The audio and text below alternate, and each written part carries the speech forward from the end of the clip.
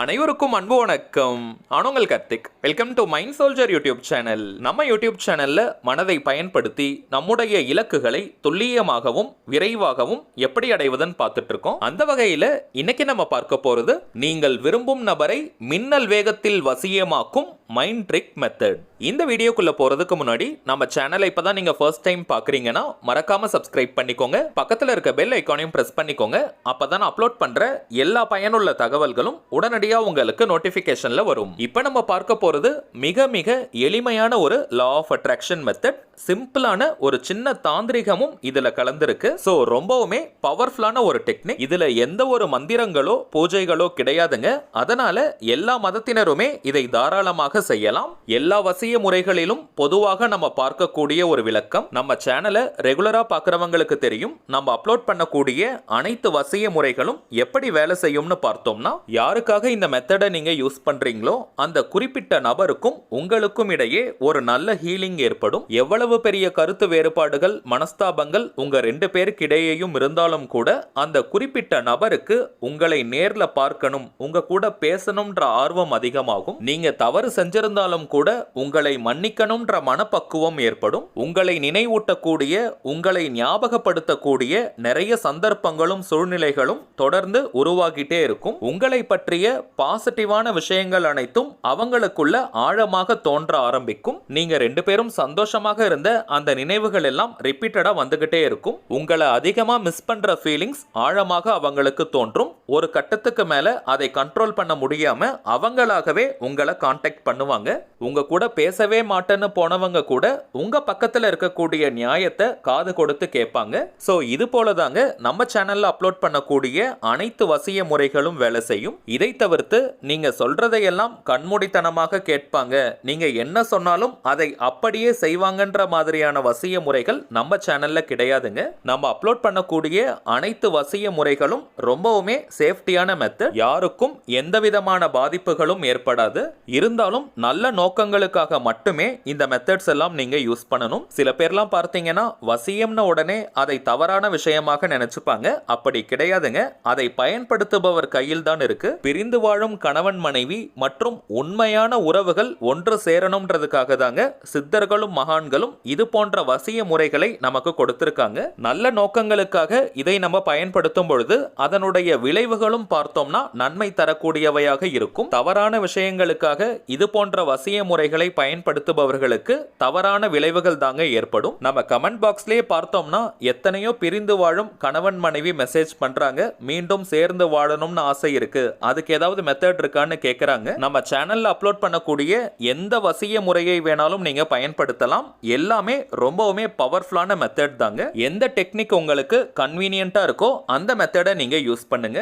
ஒரு டைம்ல ஒரு மெத்தடை நீங்க யூஸ் பண்ணாலே போதும், அதுவே கம்ப்ளீட்டா நல்ல ரிசல்ட்டை உங்களுக்கு கொடுக்கும். நிறைய வசிய முறைகள் நம்ம அப்லோட் பண்றதுக்கான காரணம், எல்லாராலையுமே மந்திர ஜபம் சொல்ல முடியாது, எல்லாராலையும் தாந்திரிகம் செய்ய முடியாது, எல்லாராலையும் அஃபர்மேஷன்ஸ் எழுத முடியாது. சோ யார் யாருக்கு எந்தெந்த மெத்தட் கன்வீனியன்ட்டா கம்ஃபர்டபுளா இருக்குமோ அதை நீங்க ஃபாலோ பண்ணுங்க. இப்போ நம்ம பார்க்க போறது லா ஆஃப் அட்ராக்ஷன்ல இருக்கக்கூடிய சக்தி வாய்ந்த வசிய முறை. ஒரு சின்ன தாந்திரிகத்தையும் இதுல நம்ம கலந்துருக்கோம். மோஸ்ட்லி எல்லாராலையும் இந்த மெத்தடை ஃபாலோ பண்ண முடியும்னு நினைக்கிறேன். யாரெல்லாம் இந்த டெக்னிக்கை யூஸ் பண்ணலாம்னு பார்த்தோம்னா, கணவன் மனைவி மற்றும் உண்மையான காதலர்கள். காதலர்கள்னு வரும்பொழுது பிரேக்கப் லெவல்ல இருக்கிறவங்க மற்றும் ஒன் சைடு லெவல்ல இருக்கிறவங்களும் இந்த மெத்தடை நீங்க யூஸ் பண்ணலாம். திரும்பவும் சொல்றேங்க, உங்களுடைய காதல் உண்மையானதாகவும் நேர்மையானதாகவும் இருக்கணும். அப்படி இருக்கிற பட்சத்துல இந்த மெத்தடை நீங்க யூஸ் பண்ணலாம். இந்த மெத்தட்ல லா ஆஃப் அட்ராக்ஷன்ல இருக்கக்கூடிய அஃபர்மேஷன்ஸ் மற்றும் ஏஞ்சல் நம்பரை நம்ம பயன்படுத்தி இருக்கோம். ஏஞ்சல் நம்பர்ஸ்னா என்னன்னு பார்த்தோம்னா, பொதுவாகவே ஒவ்வொரு எண்களுக்குமே, அதாவது ஒவ்வொரு நம்பருக்குமே தனித்துவமான ஆற்றல்களும் சக்திகளும் இருக்கு. அந்த நம்பர்ஸை ரிப்பீட்டடா நம்ம யூஸ் பண்ணும் பொழுது அந்த எண்களுக்கான ஆற்றல்கள் நமக்கு கிடைக்கும். அதிலும் இந்த ஏஞ்சல் நம்பர்ஸ்ல சில எண்களுடைய காம்பினேஷன் இருக்கும். டபுள் டிஜிட்ல இருந்து 20 டிஜிட் வரைக்கும் ஏஞ்சல் நம்பர்ஸ் உடைய சீரிஸ் நமக்கு இருக்கு. வாழ்க்கையின் எல்லா விதமான தேவைகளுக்குமே தனித்தனியா ஏஞ்சல் நம்பர்ஸ் இருக்குங்க. இப்ப நம்ம பார்க்க போகும் இந்த நம்பரை பயன்படுத்தும் பொழுது குறிப்பிட்ட ஒரு நபரை நம்மால் ஈர்க்க முடியும். அடுத்ததாக அஃபர்மேஷன்ஸ் நம்ம யூஸ் பண்ணியிருக்கோம். அஃபர்மேஷன்ஸ் அப்படின்றது சுய பிரகடனம், நேர்மறையான அதாவது பாசிட்டிவான சிம்பிளா இருக்கக்கூடிய ஒரு வாக்கியத்தை நம்ம எடுத்துக்கணும். அந்த வாக்கியத்தை ரிப்பீட்டடா நம்ம சொல்லிக்கிட்டே இருக்கும் பொழுது அந்த சென்டென்ஸ்க்கு உண்டான பலன்கள் நமக்கு கிடைக்கும். இந்த அஃபர்மேஷன் சென்டென்ஸை பொறுத்த வரைக்கும் நம்ம எழுதவும் செய்யலாம் அல்லது ரிப்பீட்டடா சில முறைகள் சொல்லிக்கிட்டேவும் இருக்கலாம். இப்ப நம்ம பார்க்க போகும் வாக்கியத்துல பவர்ஃபுல்லான ஒரு ஏஞ்சல் நம்பரும் கலந்திருக்கிறதுனால இதை எழுதும் பொழுதுதாங்க முழுமையான பலன்கள் நமக்கு கிடைக்கும். எந்த நாள் எந்த கிழமை வேணாலும் இந்த மெத்தடை நீங்க ஸ்டார்ட் பண்ணலாம். தொடர்ந்து 3 நாட்களுக்கு இந்த மெத்தடை கண்டினியூஸா நம்ம ஃபாலோ பண்ணணும். நடுவில் ஒரு நாள் கூட பிரேக் எடுக்க கூடாதுங்க. இன்கேஸ் ஒரு நாள் நம்ம பிரேக் எடுத்துட்டாலும் கூட திரும்பவும் இந்த மெத்தடை ஃபர்ஸ்ட்ல இருந்தாங்க நம்ம ஸ்டார்ட் பண்ணணும். ஆண்கள் பெண்கள் யார் வேணாலும் இந்த டெக்னிக்கை யூஸ் பண்ணலாம். பெண்களாக இருக்கிற பட்சத்தில் தீட்டு நேரமாக இருந்தாலும் இந்த மெத்தடை நீங்க ஃபாலோ பண்ணலாம். பிரேக் எடுக்கணும்ன்ற அவசியம் கிடையாது. இப்ப நம்ம பார்க்க போகும் ஏஞ்சல் நம்பருடன் கலந்திருக்கும் இந்த அஃபர்மேஷன் வாக்கியத்தை 108 முறை நம்ம எழுதணும். ஒரு நாளைக்கு 108 முறை 108 டைம்ஸ்னு 3 நாட்களுக்கு கண்டினியூஸா நம்ம எழுதணும். எந்த நேரத்தில் எழுதணும்னு பார்த்தீங்கன்னா எந்த டைம்ல நீங்க ரொம்பவுமே ரிலாக்ஸ்டா அமைதியா இருப்பீங்களோ அந்த நேரத்தில் நீங்க எழுதுங்க. ரொம்ப பரபரப்பா பிஸியா இருக்கக்கூடிய நேரத்தில் இந்த மெத்தடை ஃபாலோ பண்ணாதீங்க. உடலும் மனமும் அமைதியாக இருக்கக்கூடிய நேரத்தில் இந்த டெக்னிக்கை நீங்க ஃபாலோ பண்ணணும். 3 டேஸ்க்கு மட்டும் தாங்க இந்த மெத்தடை நம்ம யூஸ் பண்ண போறோம். அதனால நீங்க ரொம்பவுமே ரிலாக்ஸ்டா இருக்க நேரமா பார்த்து தேர்வு செய்யுங்க. பேப்பர்ல இந்த அஃபர்மேஷன்ஸ் எழுதக்கூடாதுங்க. ஒரு நோட் புக் தான் நீங்க பயன்படுத்தணும். ரொம்பவுமே பழைய அல்லது கிழிந்து போன நோட் புக் எல்லாம் யூஸ் பண்ணாதீங்க. கொஞ்சம் ஃப்ரெஷ்ஷா இருக்கக்கூடிய டைரி அல்லது நோட் புக்கை நீங்க எடுத்துக்கோங்க. ஆல்ரெடி நோட் புக் நீங்க வீட்டில் வச்சிருந்தீங்கன்னா அது ரூல்டு அன்ரூல்டுன்னு எது வேணாலும் நீங்க யூஸ் பண்ணிக்கோங்க. புதிய நோட் புக் வாங்க போறவங்க நீங்க அன்ரூல்டு அதாவது கோடு போடாத நோட் புக்கா பார்த்து வாங்கிக்கோங்க. இதற்கான காரணம் அதுல ஒரு நல்ல ஃப்ரெஷ்னஸ் மற்றும் எனர்ஜி நமக்கு கிடைக்கும். 3 டேஸ்க்கு மட்டும் தான் நம்ம யூஸ் பண்ண போறோம். அதனால சின்ன சைஸ் நோட் புக் கூட நீங்க வாங்கிக்கோங்க. அதுவே போதுமானது. நெக்ஸ்ட் நீங்க எழுதுறதுக்கு green colour or blue colour பென்னை நீங்க பயன்படுத்துங்க. கிரீன் ஆர் ப்ளூ கலர்ல மட்டும் தாங்க எழுதணும். வேற கலரை நம்ம யூஸ் பண்ண கூடாது. ஒவ்வொரு கலருக்கும் கூட பார்த்தீங்கன்னா ஒவ்வொரு விதமான ஆற்றல்கள் இருக்கு. அதை பற்றி இன்னொரு வீடியோல நம்ம பார்க்கலாம். பென் மட்டும் தான் பயன்படுத்தணும்னு கிடையாதுங்க. கிரீன் கலர் ஆர் ப்ளூ கலர்ல எழுதக்கூடிய பென், பென்சில், மார்க்கர், ஹைலைட்டர், ஸ்கெட்ச்னு எதை வேணாலும் நீங்க யூஸ் பண்ணிக்கலாம். 108 முறை எண்ணிக்கை ரொம்பவுமே முக்கியம். அதற்காக நீங்க நம்பர்ஸ் போட்டுட்டே எழுதலாம். 1 2 3ன்னு 108 வரைக்கும் நம்பர்ஸ் போட்டுட்டு நீங்க எழுதுங்க. சரி வாங்க நம்ம எழுத வேண்டிய அந்த வாக்கியம் என்னன்றதை பார்க்கலாம். நம்ம டிஸ்பிளேல கூட தெரியுது பாருங்க. 2222 X is completely obsessed with me. 2222 X is completely obsessed with me.